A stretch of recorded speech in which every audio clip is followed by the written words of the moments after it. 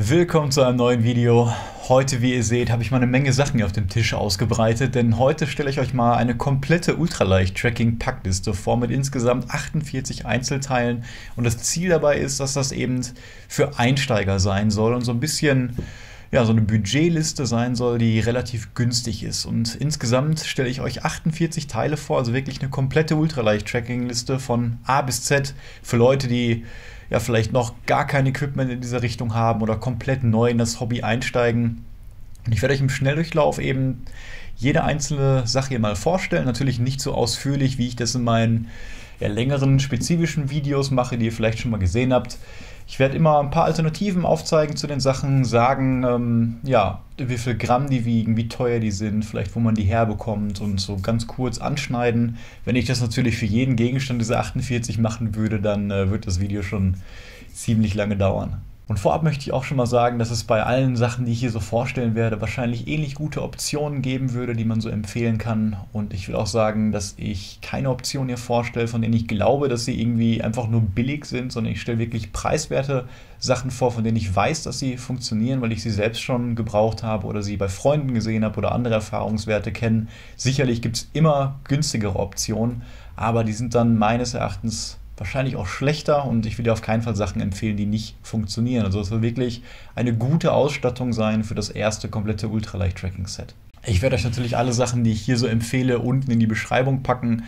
In dem Fall nur die Sachen, die ich konkret empfehle, und nicht die Sachen, die ich vielleicht als Alternative aufzähle, weil dann wäre es ein bisschen viel. Ich habe dazu auch auf Leiterpack eine Liste angelegt, wo ihr nochmal genau die Übersicht habt, wie viel alles wiegt, welche Kategorien da so zusammenkommen und wie viel das insgesamt dann kostet. Okay, fangen wir direkt mal mit den großen Sachen an, nämlich den großen 4. Und da spricht man auch von dem Zelt, dem Schlafsystem, was aus Isomatte und Schlafsack besteht, und dem Rucksack. Und diese 4 Gegenstände sind meistens so am teuersten, auch in dem ganzen Kit, was man mit sich rumträgt, und machen auch am meisten von der Gewichtsersparnis immer aus. Deswegen sind die schon mit am wichtigsten, und deswegen fange ich auch damit an. Das erste, was wir nach einem langen Tagesmarsch brauchen, wenn wir dann schlafen wollen, ist natürlich eine Unterkunft in unserem Lager. Und das kann man ja auf viele Weisen machen, mit einem Tarp, mit dem Biwaksack. Man kann einfach frei schlafen, aber als Universal am besten würde ich für Einsteiger ein Zelt empfehlen, und zwar ein Ein-Personen-Zelt, weil wir ja meistens alleine unterwegs sind, und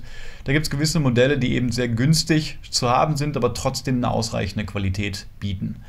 Und ein guter Kompromiss aus allem für einen Einsteiger ist ein Zelt von Geartop, nämlich das Geartop Minipack UL eine Person.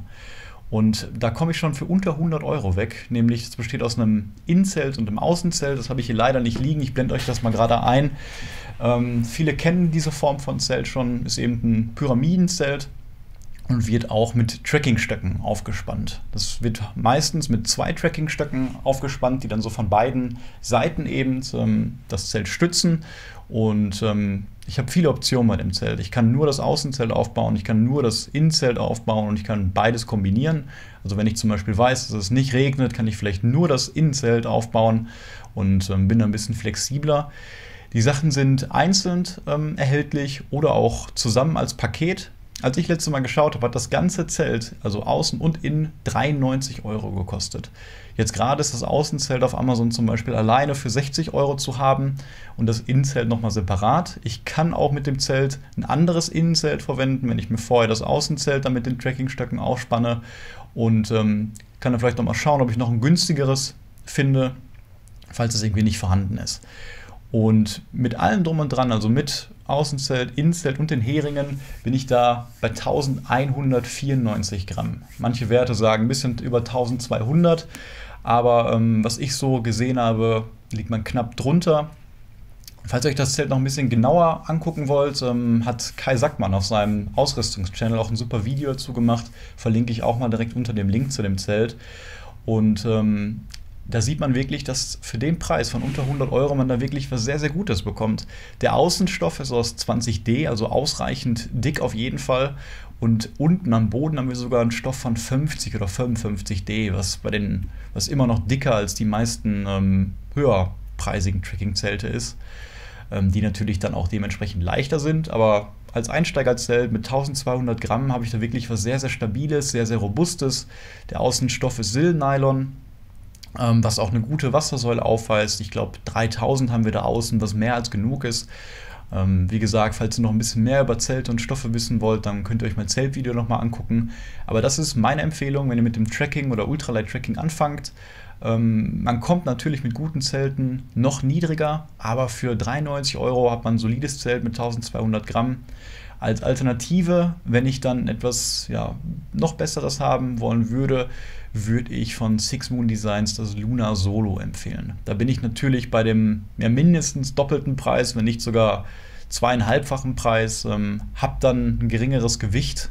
Ich weiß es auswendig nicht, um 800 Gramm plus minus 100 würde ich sagen, habe eine wertigere Verarbeitung, habe dünnere Stoffe, die aber genauso gut halten. Das Zelt lässt sich noch einfacher pitchen und mit einem Trackingstock aufspannen. Ist natürlich dann auch bedeutend teurer, aber das wäre für mich die nächste Alternative, wenn ich dann ein bisschen fortgeschrittener bin oder vielleicht von Anfang an ein bisschen mehr Geld ausgeben möchte. Dann würde ich zum Luna Solo greifen. Ansonsten ist das Zelt von Geartop eine super Wahl. Habe ich dann mein Zelt aufgebaut, brauche ich natürlich was, worauf ich schlafe. Und dann kommen wir zum Thema Isomatten, wozu ich vor kurzem auch ein Video gemacht habe. Da habe ich einige Modelle schon vorgestellt, ein paar günstigere, die so eine Mischung aus Schaum und Luftkammern haben. Und auch den Golden Standard, wie ich ihn genannt habe, von Thermarest, die Neo Air, die allerdings bei 130 € liegt. Und man hat natürlich immer die Möglichkeit, zu einer Vollschaum panelbasierten Matratze zu greifen, wie diese Z-Lite oder eben das Pendant davon von Decathlon, was mittlerweile auch besser ist als die Z-Lite, wie ich gesehen habe, und liegt da auch im Bereich von 50, 60 €. Ich habe natürlich einen geringen R-Wert dann, der nicht so ganz warm hält, und bei dieser Packliste habe ich mir vorgenommen, als Ziel die Grenze von 4 Grad zu nehmen. Natürlich, wenn ich im Winter tracken will oder im Spätherbst, frühen Frühling, kann es schon mal deutlich kälter werden. Aber die Hauptsaison, Sommer und Anfang oder Ende Frühling und Anfang Herbst, habe ich auf jeden Fall bei 4 Grad Nachttemperatur abgedeckt. Und wenn ich noch tiefer gehe, muss ich natürlich auch ein bisschen mehr Geld ausgeben und ein bisschen mehr Gewicht rumtragen. Und wie gesagt, das soll erstmal eine Ultralight-Tracking-Packliste für Einsteiger werden. Und deswegen sind alle Ausrüstungsgegenstände auf einen Mindest- oder Maximalwert von 4 Grad temperiert. Und da liege ich bei einem Gesamtgewicht mit allem drum und dran, wie gesagt, bei 4.751 Gramm, für 629 € jetzt der Stand. Und deswegen möchte ich eine Luftmatratze empfehlen, die ich in meinem letzten Video nicht vorgestellt habe. Und das ist die Robins Air Impact. Die sieht so ein bisschen ähnlich aus wie die von Thermarest, ist auch gelb, hat eine leicht andere Form. Die Maße könnt ihr euch unten in der Beschreibung mal angucken. Die ist 2,5 cm dick. Ich meine, das ist ein bisschen weniger als die Neo Air. Hat aber einen R-Wert, der für 2 Grad abgestimmt ist. Das heißt, mit diesem Set, wenn ich wirklich von 4 Grad ausgehe, habe ich da auch noch ein bisschen Spielraum, bin auf der sicheren Seite, kann bis 2 Grad runtergehen. Und die ist als UVP schon im originalen Robin Store für 62 € zu haben, und ich habe die schon in Stores für 50 gesehen. Deswegen habe ich auf meiner Packliste jetzt einen Preis von 55 € angegeben. Und die wiegt nur 496 Gramm.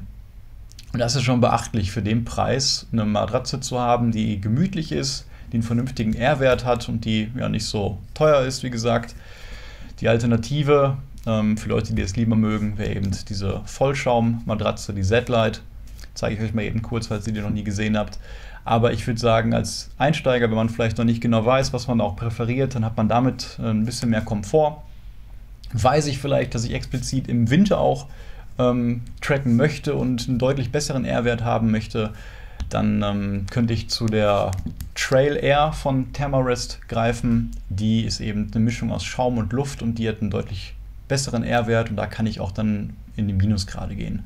Da sind wir allerdings bei 740 Gramm und ich glaube 10 oder 20 € noch mehr. Ja, der nächste Punkt wäre dann natürlich der Schlafsack, den ich brauche, oder ein Kilt. Und da sieht es leider so aus, dass in der günstigen Preisklasse die Schlafsäcke effektiver sind. Falls ihr meine anderen Videos gesehen habt, dann wisst ihr, dass ich bei allen Outdoor-Sachen generell Daune erstmal ausschließe. Einerseits aus moralischen Gründen und auch, weil selbst hydrophobe Daune irgendwann bei Feuchtigkeit Probleme bekommt. Also mir persönlich sind aus beiden Gründen synthetische Stoffe immer lieber. Und ja, da der meiste genutzte Stoff bei Kills eben Apex ist und Apex ein bisschen kostet, ist das in dem Fall nicht die günstigste Option. Aber ich möchte euch einen Schlafsack vorstellen, der schon für 29 € zu haben ist und einen Limitwert von 4 Grad hat. Und das ist der 10T von Nily.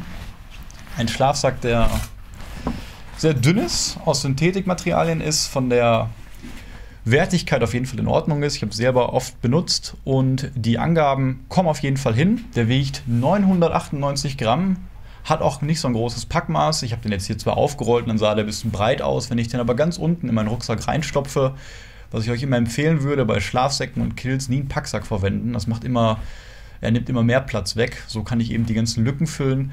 Dann liegt er, wie gesagt, am Boden und ist auch vom Packmaß auf jeden Fall in Ordnung.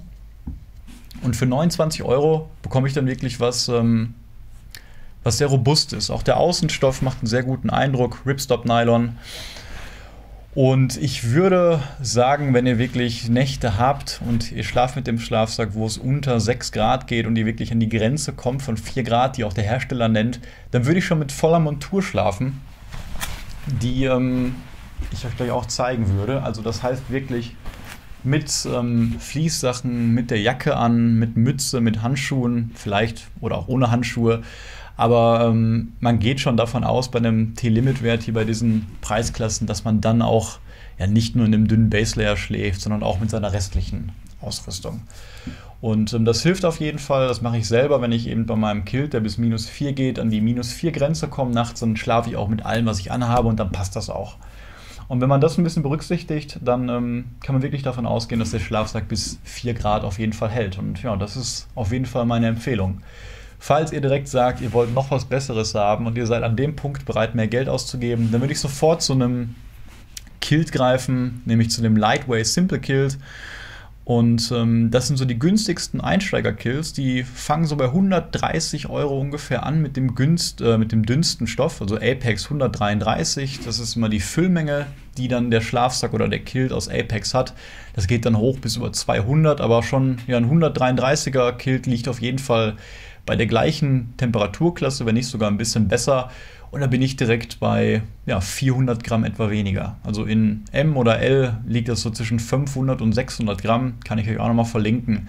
Könnt ihr nochmal schauen. Kostet aber wie gesagt 100 € mehr. Und für den Einstieg, den habe ich auch oft benutzt, wie gesagt, vor allem im Sommer, ja, macht man da nichts falsch. Und weiter geht's mit dem letzten von den 4 wichtigen Ausrüstungsgegenständen, die man auf jeden Fall essentiell braucht.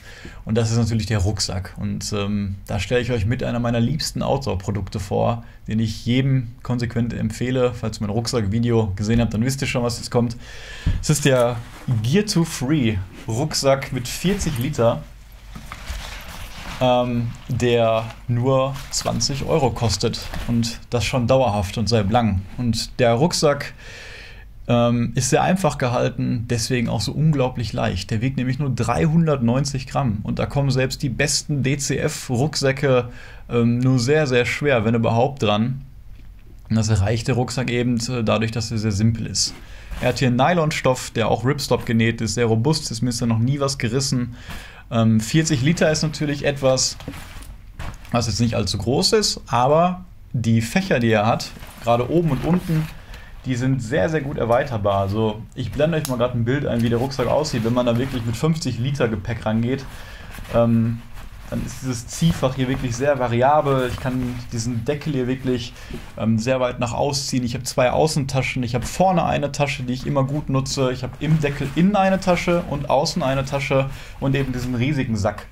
Innen drin ist auch noch ein kleines Fach, wo man ein kleines Sitzkissen reinpacken kann. Das zeige ich euch gleich auch, was extra super gut dafür passt. Ist natürlich auch ein Frameless-Rucksack, also hat keine Stütze im Rücken. Die muss ich mir so ein bisschen selber machen, eben durch das Sitzkissen und durch die Ausrüstung, die ich da reinpacke. Das ist aber auch, wie gesagt, das, was wir wollen. Wir wollen keinen Frame haben, um Gewicht zu sparen. Der Rucksack hat keinen Hüftgurt. Das ist aber auch meiner Meinung nach nicht nötig, wenn wir mit dem Equipment von 4 Kilo und 700 Gramm rumlaufen, denn das ist ein Gewicht, was problemlos noch nur mit Schulter- und Brustgurt zu tragen ist. Brustgurt ist ja normal bei, den habe ich in dem Fall jetzt hier gerade einmal abgemacht, sondern man sieht jetzt hier nur die Schultergurte. Die sind zwar ein bisschen dünn, sind aber ausreichend gepolstert und ich hatte irgendwie mit dem Rucksack noch nie Probleme, also dass mir irgendwie der Rücken wehtat.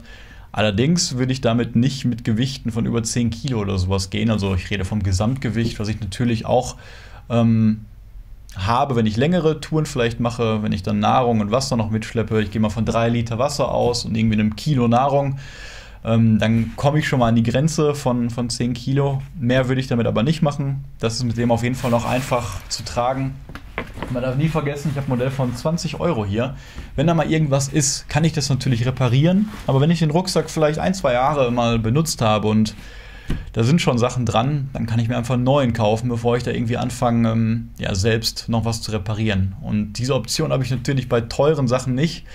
Und ich kann aus Erfahrung sagen, dass der echt stabil ist. Ich habe so viele Sachen schon mit dem gemacht. Ich habe riesige Sachen auch außen befestigt, da ist nie was gerissen. Ich habe jetzt hier vorne, ich glaube nach 3 Jahren intensiver Benutzung, ein kleines Problem mit dem Reißverschluss. Ich bin mir sicher, den kann ich auch wieder reinmachen, aber ich würde mir einfach bei Bedarf irgendwann einen neuen kaufen. Und das ist ganz klar meine Empfehlung. 390 Gramm, 20 Euro, 40 Liter. Besser geht's meines Erachtens nicht. Und wenn ihr da direkt zu einem besseren Modell greifen wollt, dann, ja, wie ich im Rucksackvideo schon kontrovers gesagt habe, macht es für mich eigentlich keinen Sinn, einen anderen Rucksack zu kaufen, der nicht mehr als 200 Euro kostet. Denn ich würde wirklich sagen, dass ich keinen besseren Rucksack für Ultraleicht-Tracking kenne bis 200 Euro. Und da gibt es ein paar andere Modelle dann ab der Preisklasse, die dann ja, aus einem dünneren Nylon gefertigt sind, aus DCF teilweise gefertigt sind. Und da bekomme ich dann schon bessere Qualität, ein bisschen mehr Ausstattung, einen Hüftgurt, wenn ich es möchte.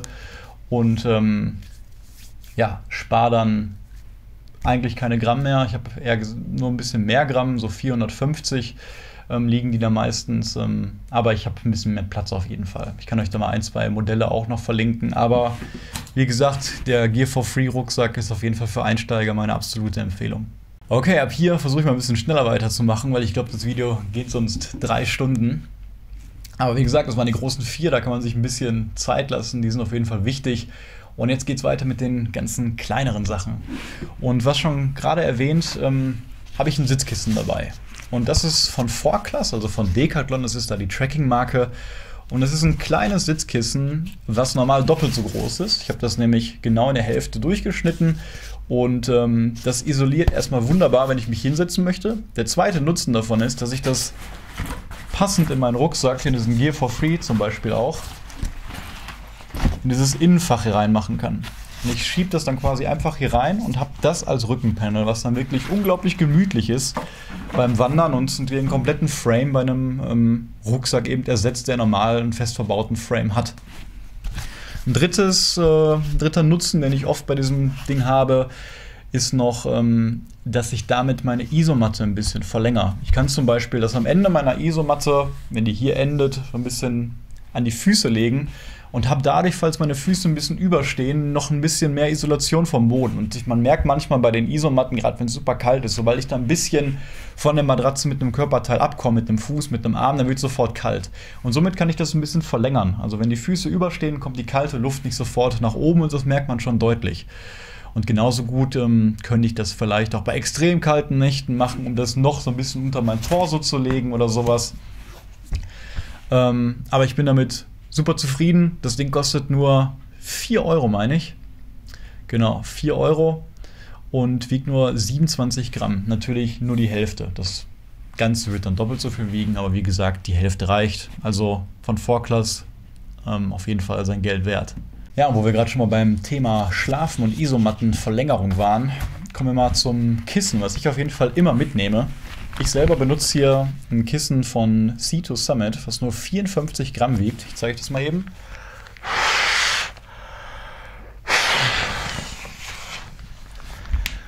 Ist einfach so klein, kann man beliebig fest aufpusten und für mich erhöht das einfach den Schlafkomfort super gut. Ich weiß, viele nehmen kein Kissen mit und bauen sich dann das Kissen aus einem Rucksack oder aus vielleicht sogar einer kleinen Folie, wo sie irgendwie Laub oder Blätter reintun. Aber für mich sind das die 54 Gramm auf jeden Fall wert. Vor allem, weil ich das dann so ein bisschen auch hinter meine Matte legen kann. So teils drauf, teils dahinter. Habe noch ein bisschen meine Isomatte ausgebaut.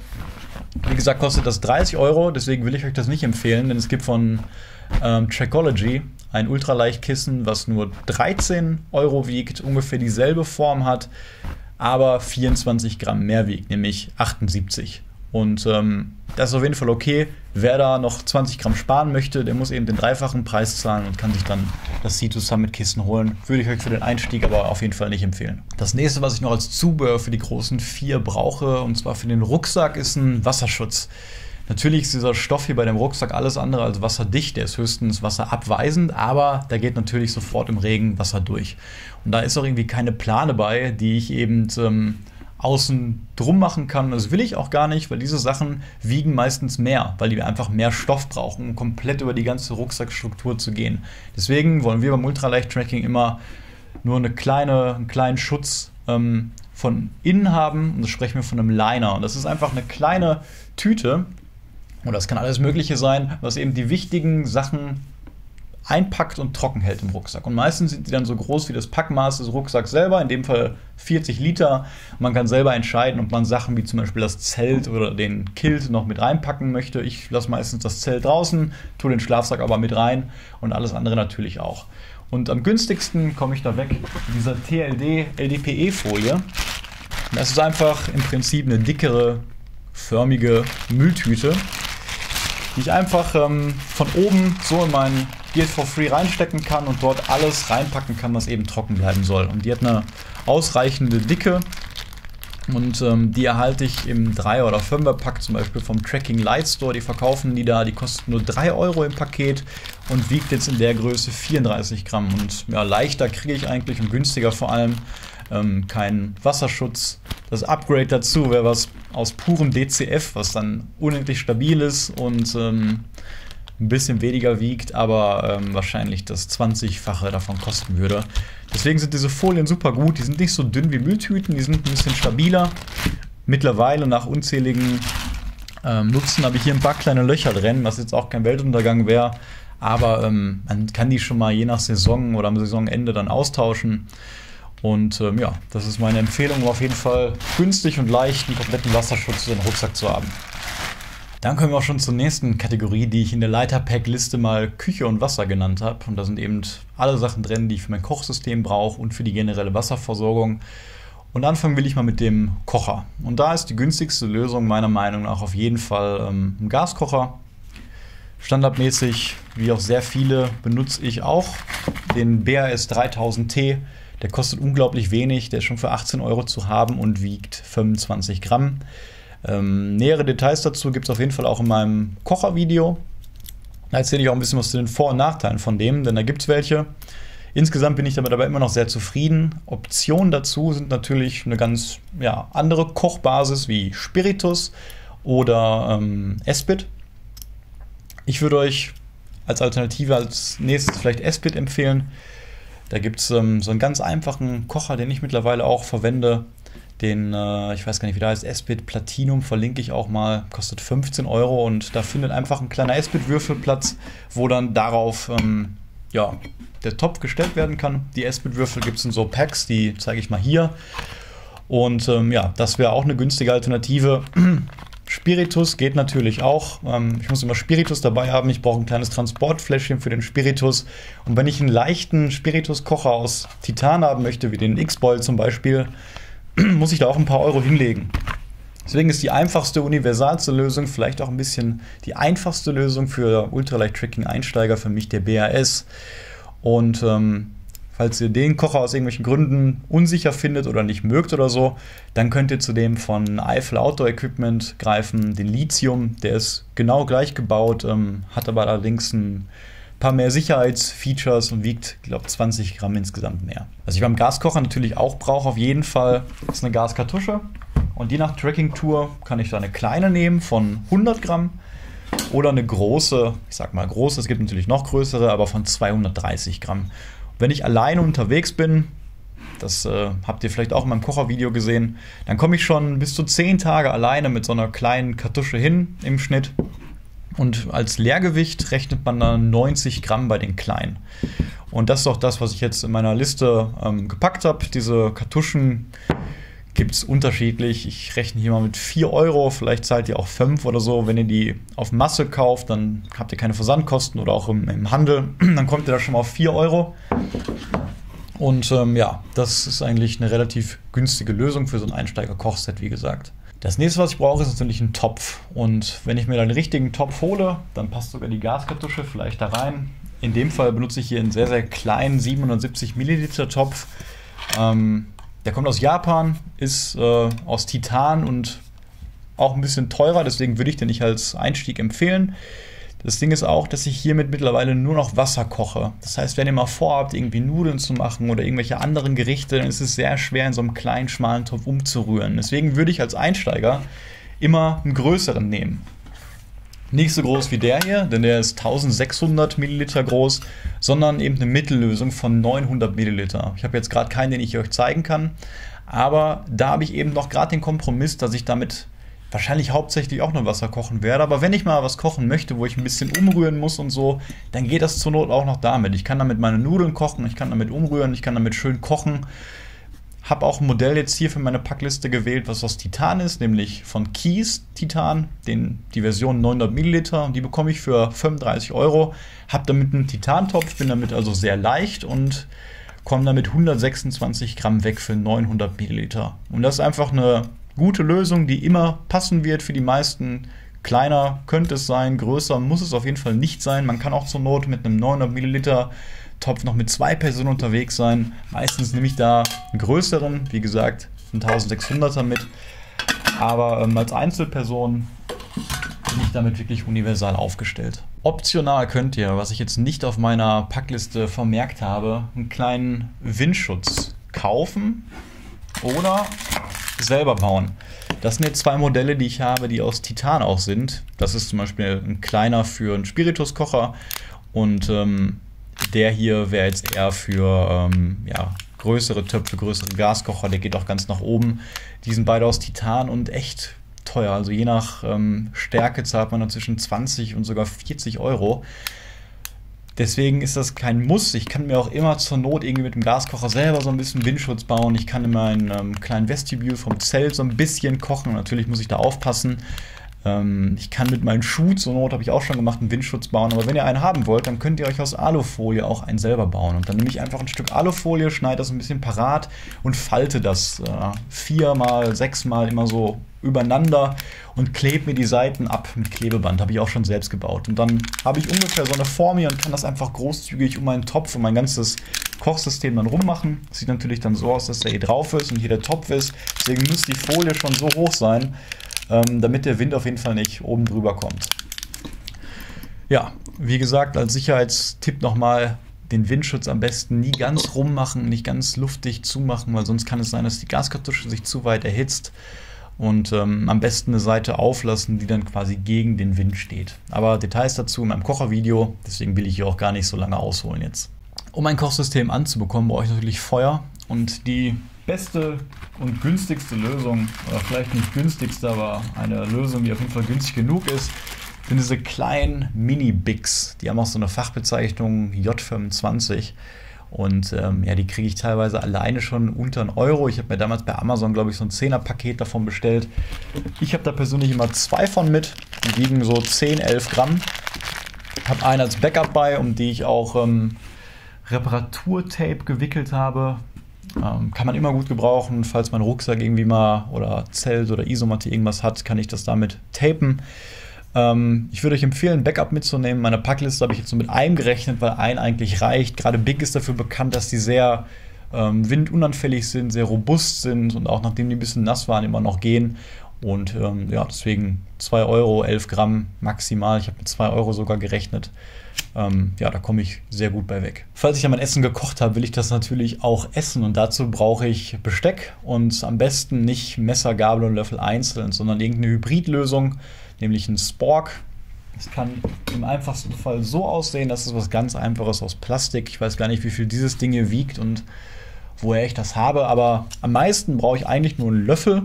Danach eine Gabel und ganz selten mal ein Messer. Das hat jetzt alles 3 verbunden und eine sehr günstige und einfache Lösung ist da der Spork von Decathlon, auch von 4Class.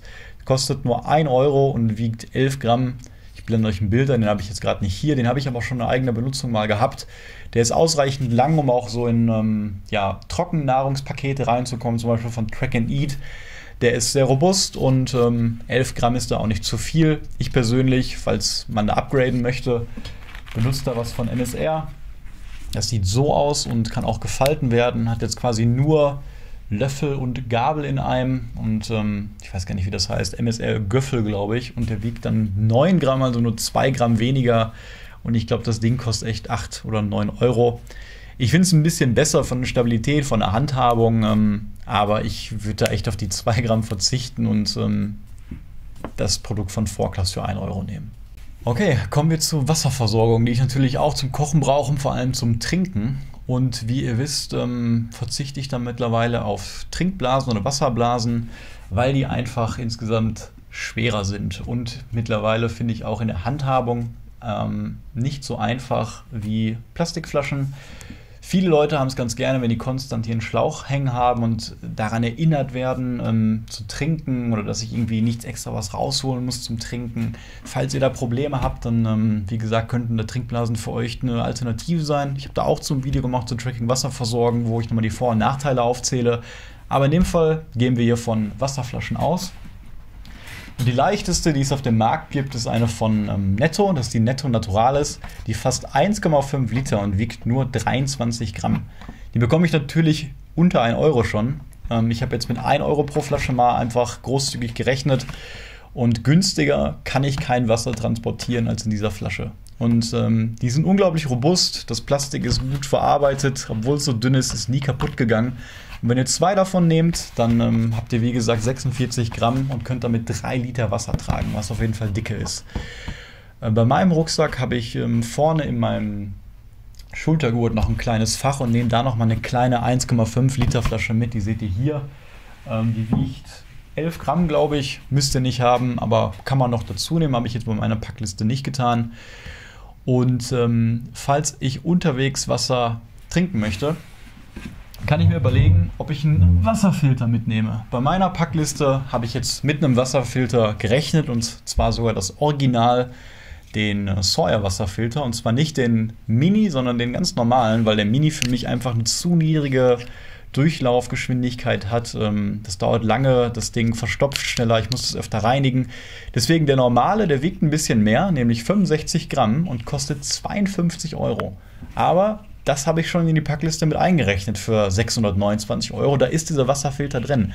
Wenn ihr sagt, ihr braucht keinen, weil ihr immer sehr urban wandern geht, sehr stadtnah und sowieso nur Wasser irgendwie von Friedhöfen oder von Kiosk oder Tankstellen bezieht oder sonst was und nicht irgendwie aus fremden Gewässern, dann könnt ihr das weglassen und euch das Gewicht und das Geld sparen. Ich würde es immer mithaben. Ne? Wasser ist ein wichtiger Rohstoff, auf den ich nie verzichten kann und wenn ich dann mal wirklich aus einem Gewässer trinken möchte, dann ist das schon relativ essentiell. Also ich würde in seltensten Fällen aus Deutschland ohne Wasserfilter trinken. Und ja, wie filtere ich das Wasser effektiv?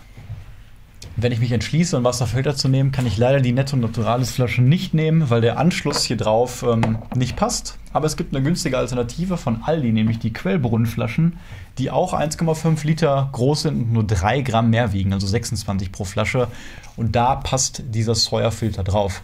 Wenn ich unterwegs bin und ich weiß, ich möchte Wasser filtern, nehme ich eine Flasche immer als Frischwasser und eine als Dreckswasser, kann ich sagen. Und dann fülle ich einfach die Flasche im Bach auf, transportiere die dann mit zum Lager, schraube das Ding auf und kann dann entweder sofort hier raus dann trinken oder ich fülle es dann eben in die andere Flasche um. Ja, und so habe ich dann eben immer noch ein System, wo ich sehr, sehr günstig, sehr, sehr leicht 3 Liter Wasser transportieren kann und das auch filtern kann. Das war es soweit erstmal zur Küche- und Wasserversorgung. Und jetzt kommen wir zur nächsten Kategorie, die ein bisschen größer sogar ist, nämlich zu der Kleidung, die ich anhabe und den Trekkingstöcken. Die zähle ich dazu, weil die meistens auch als Worn Weight, als getragene Ausrüstung gezählt werden. Deswegen ist das in meiner Packliste jetzt eine Kategorie. Und dann gehe ich mal so ganz grob von Kopf bis Fuß durch und fange damit mal an, eine kleine Cappy vorzustellen, nämlich eine von Decathlon, die Compact Ultralight. Ich verlinke die natürlich auch Die war früher mal von Everdict. Ich glaube, mittlerweile gibt es sie auch von Forclaz. Die ändern dann die Marken immer. Hier steht 39 Gramm drauf, was aber nicht stimmt, denn der Kopfschutz alleine, die Cappy, wiegt nur unglaubliche 19 Gramm. Die 39 Gramm beziehen sich auf einen Nackenschutz, der hier noch mitgeliefert wird, den man natürlich auch mal vielleicht irgendwie bei Bedarf benutzen kann. Ich mache das aber nicht, sondern ich benutze die Cappy. Und wofür brauche ich eine Cappy? Ist klar, Sonnenschutz, gerade im heißen Sommer ist das unerlässlich, wirklich. Und ja, ich habe die auch so ganz gerne mal auf. Für 19 Gramm kann man die ruhig mitnehmen. Wie gesagt, Sonnenschutz, Hitzeschutz und so weiter. Ich habe die auch noch in Schwarz. In Weiß gibt es die meistens immer. In Schwarz ist die oft ausverkauft. In Schwarz finde ich die ein bisschen stylischer, aber da geht auf jeden Fall beides. Das nächste für den Kopf ist ein Multifunktionstuch oder ein Schlauchtuch. Und da gibt es auch Modelle. Die bekanntesten sind immer von Head, wie auch dieses Modell hier. Und ja, die kann ich eben für alle möglichen Sachen verwenden. Das, was ich hier habe, ist ein bisschen dicker aus Vlies, weil ich damit eben bis -4 Grad auch wandern gehe. Das, was ich euch empfehlen würde, ist auch eine Lösung von Forclaz, also von Decathlon. Kostet nur 4 Euro und wiegt 36 Gramm. Ist dann ein bisschen dünner, aber genauso einsatzfähig. In erster Linie brauche ich das, ja, um meinen Kopf warm zu halten. Gerade wenn ich bei 4 Grad jetzt in unserem Beispiel hier schlafen gehe, binde ich das Buff dann so, dass ich das doppelt wickel und dann als Mütze eben trage und damit dann schlafe. Ich benutze das aber auch noch als Handtuch, falls ich mal irgendwie, weiß ich nicht, irgendwie nass geworden bin, was abtrocknen muss, ist das für mich ein Handtuch. Ich kann das als Schal tagsüber benutzen. Ich kann das eben, wenn ich die Cappy auf habe, auch als Nackenschutz gegen die Sonne benutzen. Und da gibt es noch zahlreiche andere Anwendungsmöglichkeiten, wie ich so ein Multifunktionstuch benutzen kann. Deswegen für 4 Euro und 36 Gramm auf jeden Fall unerlässlich für die Packliste. Als nächstes geht es um den Handschutz, den ich auch schon mal im Temperaturbereich von 4 Grad haben könnte. Und da gibt es wirklich super coole, dünne Fließhandschuhe von Decathlon. Und ich habe die hier mal in allen Größen, weil die nur 2 Euro pro Paar kosten. Und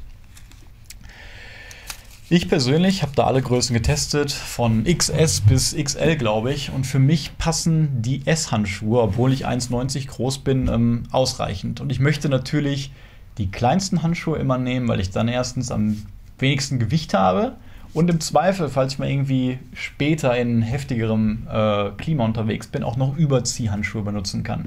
Deswegen habe ich da persönlich die S genommen. Die haben ein Fließgewicht von 160 Gramm pro Meter und die wiegen nur 22 Gramm für beide Handschuhe zusammen. Also einer wiegt da nur 11 Gramm.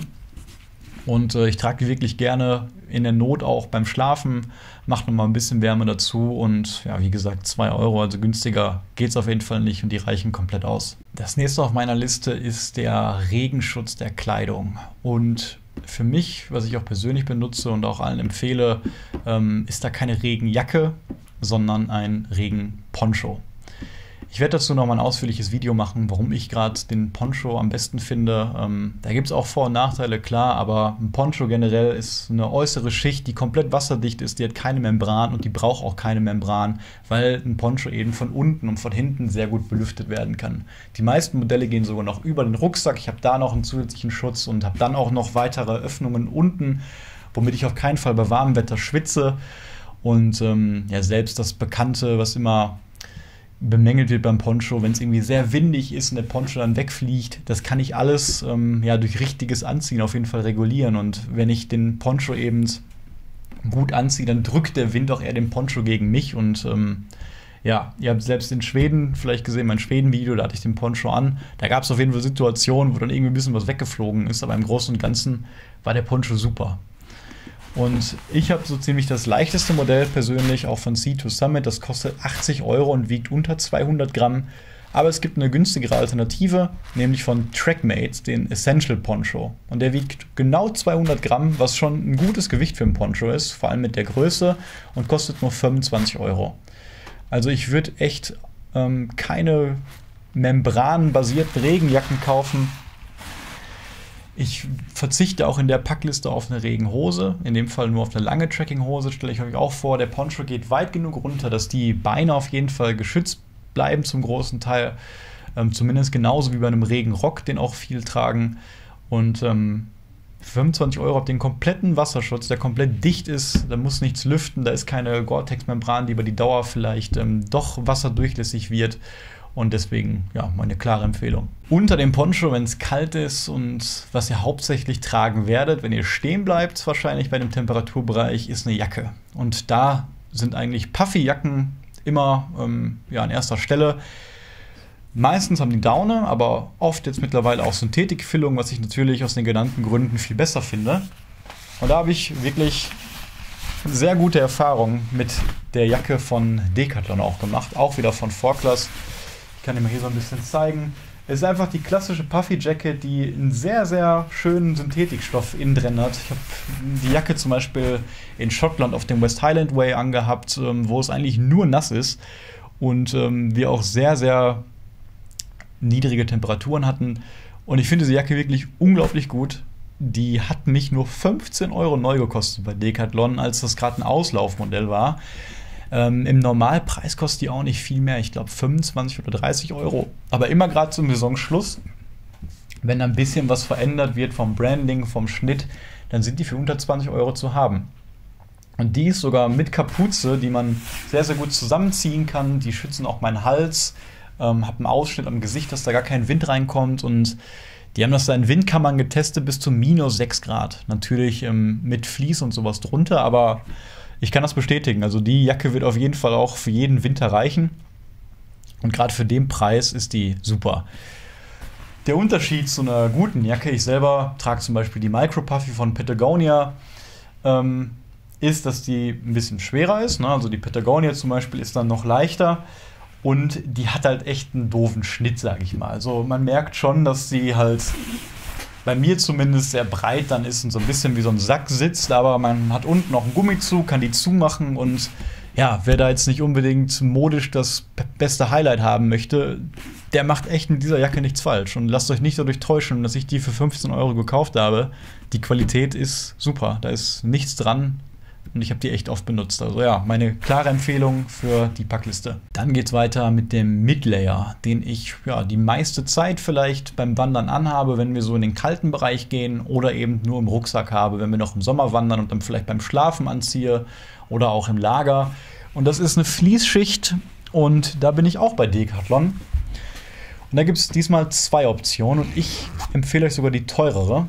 Denn das ist zum Beispiel das Modell, was jetzt auf meiner Packliste da ist. Das ist ein Fleece-Pullover, den ich als Midlayer nehme, den Quechua MH500, der 225 Gramm wiegt und 10 € kostet.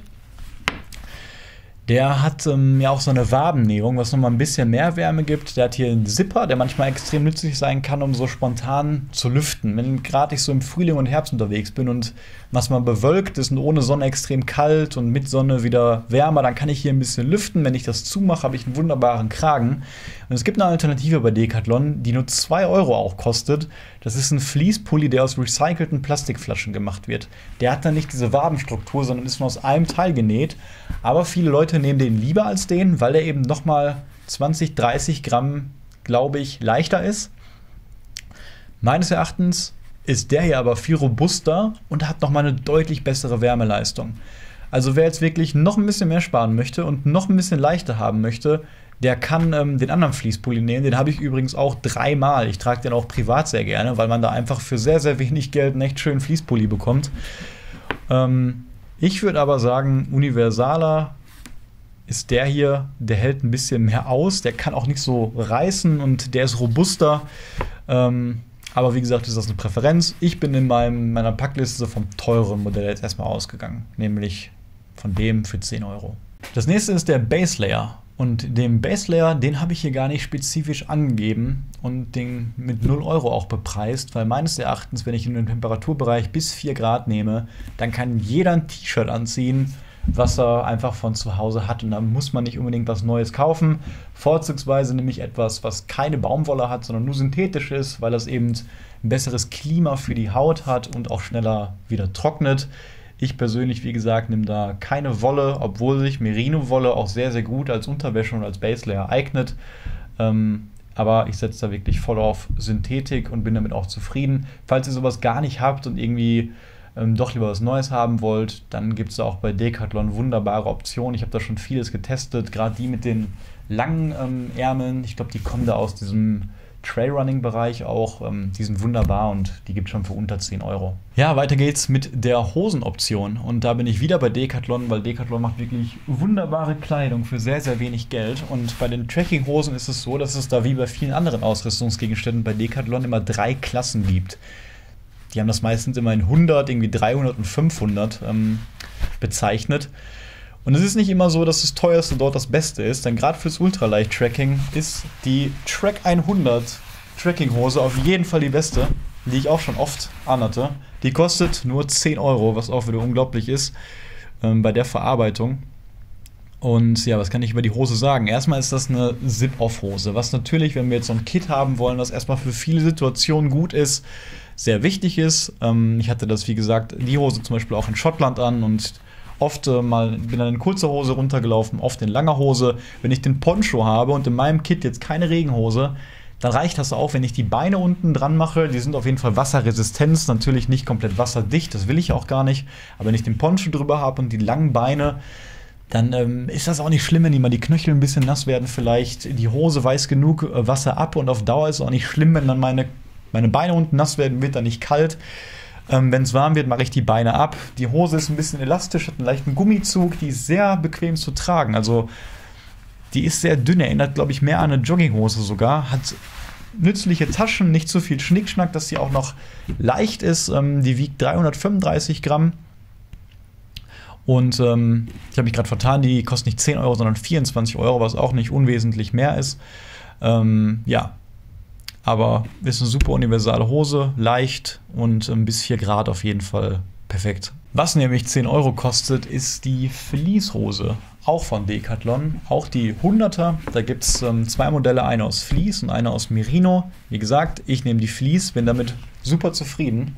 Ist einfach eine kleine, dünne Fleece-Hose, die 10 Euro kostet und 156 Gramm wiegt. Und das ist einfach mein Schlafequipment. Das ist etwas, was ich immer in meinem Rucksack habe, bis ich im Zelt liege und in den Schlafsack gehe, weil das immer trocken bleiben soll.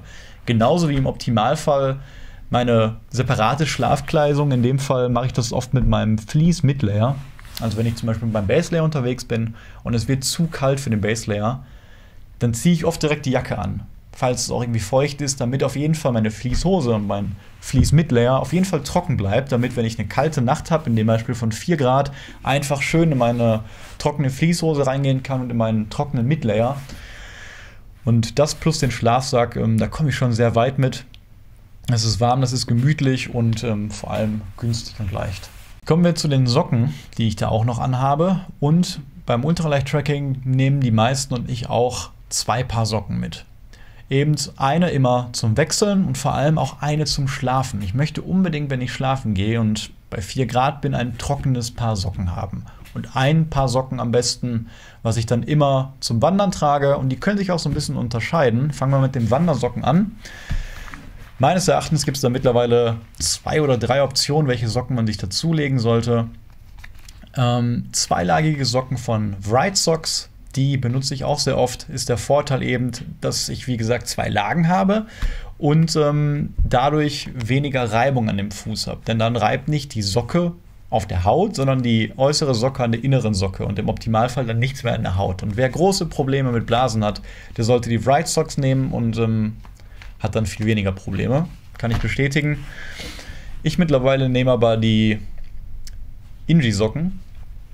Die haben 10 hier vorne dran, also es sind 10 Socken und nur einlagig. Es gibt auch die Option, die zweilagig irgendwie zu holen oder generell noch eine zweite Lage extra drüber zu ziehen. Ich persönlich habe gemerkt, dass ich hauptsächlich Blasen zwischen den Zehen bekomme und deswegen habe ich zu diesen 10 Socken hier gegriffen. Das ist jetzt eine Variante, die sehr lang auch ist, also die habe ich im Winter zum Beispiel angehabt. Ich habe da 2 Paar von, ich benutze sie also auch dann zum Schlafen als Wechselsocke. Ja, und welche Socke ihr da nehmt, das bleibt euch überlassen. Die kosten ungefähr genauso viel. Die mittellangen Wright Socks habe ich jetzt für 22 Euro hier gelistet. Die anderen sind ungefähr gleich. Und als zweites Paar zum Schlafen würde ich auch sagen, dass ihr einfach ein Sockenpaar von zu Hause mitnehmen könnt. Und das kann sogar ein dickes Baumwollpaar sein, denn das sollte im Optimalfall nie nass werden und immer trocken bleiben, genauso wie die Fleecehose und das Fleece-Shirt. Denn damit habe ich dann die Sicherheit, dass ich nachts keine kalten, nassen Füße habe. Der Grund, warum ich eben jetzt mittlerweile 2 Paar von diesen habe, ist, dass ich da einfach flexibler bin. Falls ich irgendwie nur in trockenen Gegenden unterwegs bin und mit meiner Wandersocke irgendwas ist, die irgendwie super dreckig ist oder sonst was, und ich einfach ein frisches Paar anhaben möchte, dann wechsle ich auch auf meine Schlafsocken und trage die am Tag dann. Aber ist auf jeden Fall nicht notwendig und auch so günstiger, wenn ihr einfach als zweites Ersatzpaar ein Paar von zu Hause nehmt. Ja, dann kommen wir auch schon zu den Schuhen. Und da habe ich auch eine ganz klare Empfehlung, die ich echt sehr liebe. Und das sind auch Schuhe von Decathlon, nämlich von Kiprun oder Everdict. Und da ändert sich die Bezeichnung gerade so ein bisschen jährlich. Die seht ihr hier vorne rechts. Und da gibt es auch unterschiedliche Qualitäts- und Preisstufen. Und da ist auch wieder der Fall, wo die günstigsten echt am besten sind. Das war damals echt ein Geheimtipp, den ich auch bekommen habe. Und ich habe das getestet und ich habe sehr viele Trailrunner getestet. Natürlich wollt ihr keine Wanderstiefel haben. Das sollte mittlerweile klar sein, dass man hauptsächlich in Trailrunnern läuft. Werde ich auch noch ein Video zu machen. Und da kann man natürlich auch verdammt viel Geld ausgeben. Gerade so Ultras, die kosten schnell mal 150 €. Und das muss nicht sein, denn ich bin von diesen Schuhen tatsächlich mehr überzeugt als von Schuhen, die 3-mal so viel kosten. Und ich bin hier bei 35 € tatsächlich nur pro Paar und habe mittlerweile da auch schon den 3. von gekauft. Denn die laufen sich natürlich wie alle Schuhe ab. Ich hoffe, das könnt ihr so ein bisschen sehen, aber das sind zum Beispiel jetzt ein paar ältere, die ich schon habe. Und das sind neuere. Das sieht man jetzt so nach, ich würde sagen, die sind so 1000 Kilometer gelaufen, dass da schon jetzt ein bisschen was von der Sohle fehlt. Und dadurch habe ich natürlich weniger Grip und ich habe auf Dauer weniger Komfort. Was aber auch nicht schlimm ist, weil selbst wenn ich 200 € Schuhe habe und damit 1000 Kilometer laufe, habe ich dort auch Abnutzung. Und wenn ich die ersetze, dann zahle ich da deutlich mehr, als wenn ich mir diese 35 € Schuhe hole. Wenn die mal irgendwann runter sind, dann bin ich da auf keinen Fall böse und hole mir direkt wieder ein neues, frisches Material, was wieder perfekte Polsterung hat. Das Einzige, was ich euch nur bei den Schuhen empfehlen würde, ist eine andere Einlegesohle. Die ist da wirklich sehr einfach und sehr dünn, was bei der Preisklasse auch völlig verständlich ist. Aber ich kaufe mir dann meistens entweder bei Decathlon selber noch für, ich glaube, 5 € Einlegesohlen oder, das habe ich jetzt bei dem letzten Modell hier gemacht, bei Amazon, so spezielle Einlagen, die sind dann ein bisschen dicker. So sehen die aus, kann ich auch mal verlinken. Die haben, glaube ich, 8 € gekostet oder 10 sogar. Aber die machen die Schuhe dann deutlich komfortabler und ich hatte immer das Problem, dass ich so nach dem 3. Tag beim Tracking so ein bisschen Fußmuskelschmerzen hatte. Also wirklich keine Blasen, sondern einfach Fußbelastungsschmerzen. Und mit diesen Sohlen und der Polsterung war das auf jeden Fall weg. Das war eben gerade so, wenn ich viel auf Asphalt gelaufen bin, dann hatte ich das Problem. Ja, also meine Empfehlung, falls ihr doch noch was Besseres haben wollt, dann kann ich euch die Schuhe von Hoka empfehlen. Die Hoka Bondi, ich glaube mittlerweile in der Version 7. Die trage ich auch auf weiten Trekking-Touren, auf kurzen trage ich die, aber wenn es wirklich über Wochen geht, dann nehme ich meine Hoka Bondis mit. Die sind auch bedeutend teurer, ich glaube 160 € oder sowas, aber sind die beworbenen, bequemsten Schuhe der Welt und kann ich auch bestätigen, die sind halt sehr hoch, haben eine sehr, sehr dicke Sohle und man läuft da wirklich wie auf Wolken. Und ja, das hat gerade sehr bei meinen Fußschmerzen geholfen auf jeden Fall. Ich trage die nur so selten, weil ich die nicht abnutzen möchte, weil die eben so teuer waren. Und wenn ich kurze Wochenendtouren mache, dann gehe ich immer in den Decathlon-Schuhen. Also auf jeden Fall meine klare, günstige Empfehlung. Bei beiden Schuhen bin ich übrigens zusammen auf 673 Gramm, was ein super Wert ist. Als nächstes in der gleichen Kategorie haben wir noch die Trekking-Stöcke. Ich persönlich habe welche von Helinox, auch nicht aus Carbon, sondern aus Alu. Die sind sehr leicht und sehr lang, vor allem 145. Und bei mir sind die so lang, weil ich die eben für mein Zelt brauche. Zu Trekking-Stöcken, habt ihr vielleicht gesehen, habe ich auch ein ausführliches Video gemacht. Aber um es kurz zu fassen, würde ich euch auch Trekking-Stöcke von Decathlon empfehlen. Und zwar die F500 Anti-Shock. Und die kosten zusammen 39 € bei 470 Gramm. Was auf jeden Fall dafür, dass sie nicht aus Carbon sind, ein guter Wert sind. Dieses Anti-Shock ist auch ganz nützlich. Die haben halt so eine kleine Federung drin. Das machen die einfach sehr bequem beim Laufen und vor allem sind die einfach günstig. Es gibt bessere Modelle, Carbon-Stöcke gibt es schon für 60, 70 €, die dann ein bisschen robuster, ein bisschen leichter auf jeden Fall sind. Ja, kann man machen, aber wenn ihr wirklich upgraden wollt, dann würde ich dann direkt zu noch besseren Trackingstöcken greifen, von Gossamer Gear. Da gibt es die leichtesten Trackingstöcke, die dann 300 Gramm so grob wiegen. Oder eben ja, zu diesen speziellen DAC-Aluminiumstöcken, die dann super robust sind. Und gerade wenn ihr irgendwie diese Länge auch für euren Zellaufbau braucht, dann eignen die sich sehr gut. Der Anti-Shock-Tracking-Stock von Decathlon ist auch in der Länge variabel. Das heißt, wenn ihr euch entscheidet, das komplette Set zu nehmen, dann könnt ihr auch problemlos damit euer Geartop-Zelt aufbauen. Die Länge reicht auf jeden Fall. Und ja, wie gesagt, für 39 € ist das ein super Einstieg. Soweit zu der Kleidung, und die nächste Kategorie in der Packliste von mir heißt Technik und Licht. Und da fangen wir mal ganz klassisch mit eurem Smartphone an, was ihr natürlich nicht neu kaufen braucht, aber immer mitnehmen solltet, denn damit kann man eine Menge Sachen machen, wie natürlich navigieren und für den Notfall irgendwen anrufen. Man kann darauf achten, was ich zum Beispiel auch gemacht habe, dass man beim nächsten Smartphone-Kauf vielleicht nicht das Plus-Modell nimmt, sondern eher die normale Variante, um da ein bisschen Gewicht zu sparen. Aber im Prinzip gibt es auf jeden Fall kein spezielles Smartphone, was ich jetzt für Ultraleicht-Tracking empfehlen würde.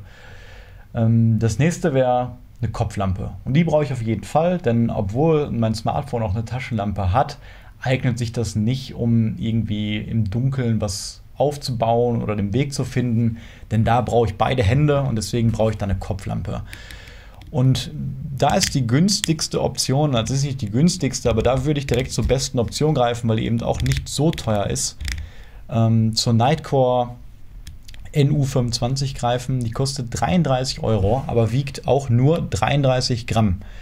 Und da stimmt einfach das Gesamtpaket, da würde ich diesen kleinen Aufpreis wirklich eingehen, weil die so leicht ist, die ist so hell auch, die hat verschiedene Helligkeitsstufen, die hat noch so einen Notfallmodus, der extrem hell ist.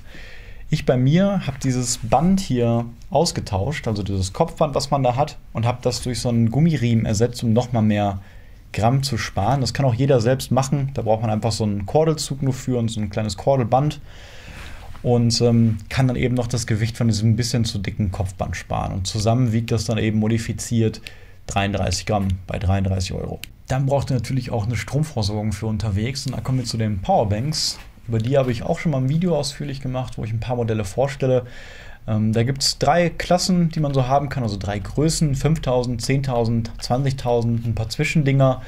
Universal würde ich da die 10.000er empfehlen, die passt eigentlich immer ganz gut für mittlere Tourlängen. Ich kann natürlich auch während der Tracking-Tour nachladen. Und die beste Option ist davon Nitecore, eine aus Carbon, die NB10000. Die wiegt 151 Gramm und kostet aber 60 €. Eine günstigere Option kommt davon Anker, nämlich die Powercore in der Größe 10.000. Da zahle ich nur 20 € und habe nur 29 Gramm mehr gegenüber der von Nitecore, also 180 Gramm. Und ja, habe dann eigentlich eine sehr preiswerte Option. Anker ist auch eine Firma, die eigentlich für Qualität immer steht, und habe da auch ein robustes Produkt. Zum Aufladen benutzt man sehr kurze Kabel. Da muss man sich ein bisschen überlegen, wie man das aufladen möchte. Ich denke mal, die meisten werden ein Handy haben, was über USB-C aufladbar ist. Alternativ, falls ihr ein iPhone habt, müsst ihr da ein bisschen umdisponieren. Aber da gibt es eben sehr kurze USB-C-Kabel. Und das leichteste kommt davon Invid. Das hat nur 7 cm oder 10 und wiegt nur 2 Gramm für 4 €. Und damit kann ich eben dann super über USB-C mit guter Geschwindigkeit mein Handy aufladen. Falls ich dann auch meine Kopflampe damit aufladen möchte, nämlich die Nitecore, die hat einen Micro-USB-Anschluss, brauche ich einen kleinen Adapter. Und die gibt es im Dreierpack schon sehr günstig, auch für 4 €. Und den stülpe ich einfach hier vorne drauf. Das ist dann USB-C zum Micro-USB und habe dann für insgesamt 2 Gramm und 5 Gramm ja, eine Möglichkeit, wie ich flexibel mein Smartphone und meine Kopflampe aufladen kann. Um das Ganze dann auch von irgendeiner Steckdose unterwegs aufzuladen, brauche ich natürlich auch einen Stromstecker. Und da gibt es Optionen, die sind sehr schnell und sehr leicht. Zum Beispiel von Anker, der Nano, den ich habe. Das ist nicht der hier. Der wiegt 37 Gramm und hat eben nur einen USB-C-Ausgang und lädt auch mit 18 Watt. Ich würde euch aber empfehlen, einfach von zu Hause einen ganz normalen Stromstecker mitzunehmen. Da habt ihr wahrscheinlich ein paar von rumfliegen, größere und kleinere. Müsst ihr natürlich gucken, ob das dann USB-C hat oder diesen normalen USB-Eingang und da je nachdem den richtigen Anschluss beim Kabel kaufen. Ihr könnt auch den Nano kaufen von Anker, 37 Gramm für 20 Euro. Aber gerade wenn ihr so einen kleineren Stecker vielleicht vom iPhone oder so zu Hause habt, dann wiegen die auch nur so um die 50 Gramm. Und dann passt das auch. Also in meiner Liste bin ich jetzt davon ausgegangen, dass ihr zu Hause einfach einen Stecker habt, den ihr mitnimmt und dafür wiegt ihr dann eben ein bisschen mehr. Der nächste Punkt in der Liste, den nenne ich Hygiene und Notfall. Und da habe ich jetzt mal so ein paar große Punkte aufgelistet. Natürlich habe ich immer einen kleinen Beutel dabei, wo so kleine Sachen drin sind, wie zum Beispiel Pflaster oder verschiedene Medikamente wie Ibuprofen, ein Durchfallmittel und noch so ein paar einzelne Sachen. Das ist auch ein bisschen individuell natürlich. Und das sind Sachen, die ich jetzt in meinem Beispiel nicht neu kaufe, sondern die ich vielleicht von zu Hause einfach habe und dann einpacke. Ich werde in einem anderen Video, wenn ich meine Packliste nochmal vorstelle, nochmal genau darauf eingehen, welches Konzept ich mir bei so einem Hygiene- und Erste-Hilfe-Koffer hier gedacht habe und was ich da alles drin habe. In unserem Fall gehen wir jetzt aber mal davon aus, dass ich diese kleinen Sachen jetzt einfach von zu Hause mitnehme, die ich da brauche. Auf der Liste habe ich jetzt einfach mal Toilettenpapier gelistet, was ihr nicht vergessen solltet. Das packe ich immer wasserdicht einfach ein in so eine kleine Tüte. Und das nächste wären eben Zahnputztabletten. Man nimmt keine Zahnpasta mit, weil die natürlich auch bei kleinen Reisetuben ein bisschen wiegt, sondern es gibt zum Beispiel bei DM für 4 Euro echt ein großes Paket von diesen Dent-Tabs, so heißen die. Und die sind super leicht. Ich kann da pro Tag abzählen, wie viel ich brauche. Eben 2 Stück pro Tag. Und wenn ich am Wochenende weggehe, dann brauche ich maximal 6 Stück vielleicht. Und da bin ich nur bei 1-2 Gramm auf jeden Fall und spare mir das komplette Gewicht von so einer Tube, was schon mal 10-20 Gramm wiegen kann. Kostenpunkt liegt also bei 4 Euro. Und als Zahnbürste kann man natürlich auch eine von zu Hause mitnehmen. Aber gerade bei der Zahnbürste ist immer so ein kleiner Running Joke im Ultraleichtbereich, dass die Leute sich wieder abschneiden, was ich auch selber mache. Aber da gibt es eine relativ einfache Lösung, nämlich eine Bambus-Zahnbürste von Hydrophil. Und das ist die Variante Kids. Also es ist schon eine Kinderzahnbürste aus Bambus. Bambus ist sehr leicht und die ist im Original so lang und die habe ich noch hier abgeschnitten. Deswegen habe ich eine sehr schöne, naturbelassene Zahnbürste, die für mich in der Größe auf jeden Fall reicht. Und da zahle ich 4 Euro und habe abgeschnitten nur 3 Gramm. Als universalen Messer, was ich immer dabei habe, als Taschenmesser, habe ich das von Victorinox, das 7-Funktionsmesser. Kostet 11 Euro und wiegt genau 20 Gramm. Und da sind 7 Funktionen bei, die im Ultraleichtbereich selber auch sehr nützlich sind. Im Normalfall brauche ich kein Messer, aber ich habe hier Sachen bei wie eine Nagelschere, um mir unterwegs die Nägel zu schneiden oder im Notfall vielleicht Verband zu schneiden. Ich habe ein kleines Messer, was ich sogar teilweise zum Kochen benutze, wenn ich irgendwie Knoblauch schneide oder eben eine Zwiebel oder sowas. Ich habe natürlich eine Pfeile und ich habe hier was eine kleine Pinzette ist, ein kleiner Zahnstocher. Und je nach Ausführung kann ich damit dann eben zur Not auch eine Zecke entfernen. Was ich auch schon 3-mal gemacht habe mit diesem Ding und das hat wunderbar geklappt. Deswegen Messer sowieso immer gut, eine kleine scharfe Klinge, um irgendwas zu schneiden. Auch wenn ich irgendwie ein Klebeband dabei habe und will was flicken oder so, kann man immer gebrauchen. Deswegen 20 Gramm auf jeden Fall dort sinnvoll investiert. Den letzten Punkt auf der Liste habe ich Unterlagen und weiteres genannt. Und da sind einfach so ein paar Sachen, die ich persönlich immer mitnehme. Zum Beispiel wie eine Banknote, also ein bisschen Bargeld, was ich da jetzt mit 1 Gramm gelistet habe. Die 4 Karten, die ich immer habe, eine EC-Karte, eine Kreditkarte, meinen Personalausweis und eine Karte für die Krankenversicherung. Und um das Ganze so ein bisschen, also nicht nur jetzt die Karten, aber alles Mögliche zu packen und zu verstauen, benutze ich einerseits kleine Ziploc-Beutel, die ich im 100er-Pack, zum Beispiel aus dem Tracking Light Store, mitgenommen habe. Und da gibt es diese ganz kleinen, die ich zum Beispiel verwende, um mir die Zahnputztabletten abzupacken. Oder hier einzelne Tabletten wie Ibuprofen oder so abzupacken. Die wiegen eigentlich nichts. Eine Tüte wiegt unter 1 Gramm hier. Und damit kann man auch zum Beispiel ein Feuerzeug nehmen. Diese kleinen Bics und die damit wasserdicht verpacken. Auch noch ein ganz guter Tipp. Die größeren, wie gesagt, da nehme ich meistens 1 mit, um zum Beispiel so einen kleinen Kochbeutel zu machen, wo ich Kaffee, Tee, meinen Kocher und eins von den beiden Feuerzeugen habe.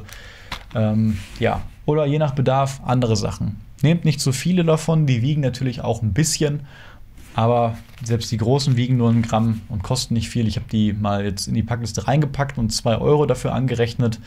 Ist auf jeden Fall eine nützliche Sache. Was aber noch nützlicher ist, sind die Noakes Bags. Und die sind quasi extrem starke Ziploc-Beutel oder Druckverschlussbeutel, eben genau wie die, nur eben super stabil, super dick, unendlich reißfest und komplett wasserdicht. Ich benutze die selbst, wenn ich mit meinem Sub auf dem Wasser bin, als Dryback. Also die kann man auch theoretisch als Liner benutzen. Und da gibt es einen 5er-Pack, was glaube ich 20 € kostet. Da sind 2 in M, 2 in S und 1 in XS dran. Ich zeige euch mal ein paar Größen. Das ist zum Beispiel eine ganz kleine, die für mich jetzt keinen Sinn macht, habe ich ja noch nie gebraucht. Aber gerade die Beutel in Größe L ist das. Die eignen sich einerseits als Foodbag super gut. Deswegen habe ich das auch auf der Liste drauf. Wiegt, sehe ich gerade nicht, ich glaube 18 Gramm, 20 Gramm oder so. Aber hier habe ich zum Beispiel Lebensmittel drin, die ich bereits aufgemacht habe. Gerade die Snacks, die ich zum Mittag esse, sowas wie Bananenchips oder generell irgendwie Keks oder so. Wenn ich die Packung aufmache und nicht ganz verzehrt habe, dann tue ich die sofort in meinen Foodbag rein. Dort bleibt das dann alles ordentlich und luftdicht verpackt. Die Zun-Sachen muss ich natürlich nicht reintun, deswegen reicht das schon, wenn der eigentlich diese Größe hat. Und den kleineren, den habe ich zum Beispiel, wenn ich für mein Frühstück Haferflocken zum Beispiel mitgenommen habe oder dieses Pulver, was ich für meinen Shake dann trinke, das kann ich darin dann lagern. Und noch eine Größe kleiner, da habe ich zum Beispiel mein Notfall-Bag hier drin oder mein Hygienezeug. Und die Größe reicht auf jeden Fall. Es ist ja alles super luftdicht verpackt, wie gesagt, und ist dann ein bisschen robuster. Gerade bei diesen Sachen, wo es dann ein bisschen enger wird, ein bisschen Kleinkram drin ist, da wird sowas nicht reichen, weil das irgendwann dann reißen würde. Und diese Dinger, zum Beispiel die Größe, die kann man bei dem Gear for Free auch super gut vorne in die Außentasche machen. So als kleiner Tipp. Ich hatte erst diese Tasche und habe da wirklich alles reingepackt, was irgendwie so ein Kleinzeug war. Und das hat wunderbar darin reingepasst. Also da wirklich meine Empfehlung, dafür 20 € dieses 5er-Pack von den Noakes-Beuteln zu holen. Hört sich vielleicht ein bisschen teuer an, aber die sind wirklich gut und die halten unendlich und ich kann damit eine Menge verstauen. Und sonst brauche ich auch nichts an Packsäcken. Ich sag's nochmal, nehmt keine Packsäcke für Schlafsäcke, für Zelte mit, gar nichts. Arbeitet mit diesen Ziploc-Beuteln und mit den Noakes-Druckverschlussbeuteln. Ja, da wären wir am Ende meiner Liste, die ich jetzt so ausgearbeitet habe. Wie gesagt, ist das auch ein bisschen variabel nach Präferenz. Ihr seid da jetzt, wenn ihr genau die Liste befolgt, bei 4.751 Gramm, wie gesagt, für 629 €. Wird mal mehr, mal weniger. Wenn ihr Sachen nicht braucht, wie zum Beispiel den Wasserfilter, wird es noch leichter. Es gibt noch ein paar Dinge, die könnt ihr optional natürlich dazu nehmen, wie extra ein Trinkbecher. Da bietet sich zum Beispiel der von Sea to Summit an. Kostet, glaube ich, 15 €, so ein kleiner Becher. Aber der ist aus Kunststoff, was auch kochendes Wasser standhält, also bis 100 Grad. Und der wiegt 39 Gramm. Ich mittlerweile trinke, wenn ich mir irgendwie einen Tee oder einen Kaffee mache, erhitze ich Wasser, trinke aus meinem Topf und würde dann danach kochen. Aber wenn Leute das gleichzeitig machen wollen, einen Becher haben wollen, dann eignet der sich auf jeden Fall dazu. Andere Optionen, was man noch machen kann, diese Schaufeln. Wenn ich eben draußen mein Geschäft verrichte, kann ich mir eine kleine Schaufel mitnehmen. Thema Leave No Trace, und da gibt es die Deuce 2, die habe ich 17 Gramm, gibt es unterschiedlichen Größen, und mit der Größe kann ich wirklich noch ein gescheites Loch auf jeden Fall buddeln. Ich kann es nur aber auch einen Stock nehmen, habe da ein bisschen mehr Arbeit, aber ich persönlich habe die immer dabei für 17 Gramm, denn mir ist es auf jeden Fall wichtig, dass da keine Spuren sind, dass ich da irgendwie nichts rumliegen habe. Aber wenn ihr das sowieso nicht macht oder so, dann braucht ihr die natürlich nicht. Deswegen habe ich die jetzt auch erstmal nicht dabei gepackt. Ja, ich will nochmal betonen, dass das natürlich alles nur meine Meinungen und Erfahrungen sind. Und ich bin mir sicher, dass der ein oder andere kein großer Fan von bestimmten Ausrüstungsteilen sein wird oder sagen wird, dass das irgendwie besser oder günstiger oder anders geht. Das ist alles Präferenz, würde ich sagen, zum großen Teil. Da gibt es unendlich viele Packlistenoptionen. Nur das ist wirklich eine Lösung, über die habe ich mir jetzt schon länger Gedanken gemacht. Ich habe das Video auch schon vor einem halben Jahr angekündigt. Und sind auf jeden Fall alles Dinge, wie gesagt, die ich auch meinen Freunden empfehlen würde. Wenn jemand zu mir kommt und sagt, hey, ich will mit dir auf Tour gehen, dann würde ich ihm genau dieses Kit hier empfehlen. Und ich könnte natürlich jetzt auch noch, wie gesagt, noch eine günstigere Packliste machen und noch eine billigere, aber leichtere meine ich. Aber ja, das ist für mich so der Kompromiss, dass man immer noch ausreichend Qualität hat und gute Sachen hat für einen günstigen Preis. Und darum ging es eigentlich mit dem Video ja auch. In Zukunft, wie gesagt, stelle ich nochmal meine aktuelle Packliste vor, gehe dann nochmal ein bisschen technischer an die ganzen Sachen, beziehe mich weniger auf die Ausrüstung, sondern mehr auf das Konzept, was ich mir bei den einzelnen Sachen gedacht habe, wie die zusammenhängen, warum ich mich für das Teil entschieden habe. wie ich zum Beispiel, wie gesagt, hier mit diesem Hygienebeutel umgehe. Ich habe noch ein Reparaturkit dabei, was ich da so alles drin habe. Und da haben wir dann mal so ein bisschen den Kontrast vielleicht zu einer Einsteiger-Packliste, wie es dann so bei einer Fortgeschrittenen aussehen kann, wie man dann vielleicht in ein paar Jahren hiervon upgraden kann. Aber ja, das Video kommt in ein paar Monaten erst, denke ich, vielleicht zum Ende des Jahres. Ich hoffe, das hat euch gefallen und für Leute, die noch gar nicht so im Ultraleichtbereich sind, war das vielleicht sehr interessant mal zu sehen, wie man auch mal günstig an das Thema rangehen kann, weil da herrscht auch so ein Vorurteil, dass es immer alles sehr teuer sein muss. Noch günstiger geht auf jeden Fall. Viele Sachen lassen sich auch wiederverwerten oder selber machen. Do it yourself, gibt es auch viele Lösungen, gerade bei den Kochsystemen. Aber so ist wirklich sehr einfach zu kaufen, sehr einfach zu benutzen und ich hoffe, ihr habt Spaß daran gehabt und wenn euch das Video gefallen hat, würde ich mich freuen, wenn ihr abonniert. Bis zum nächsten Mal.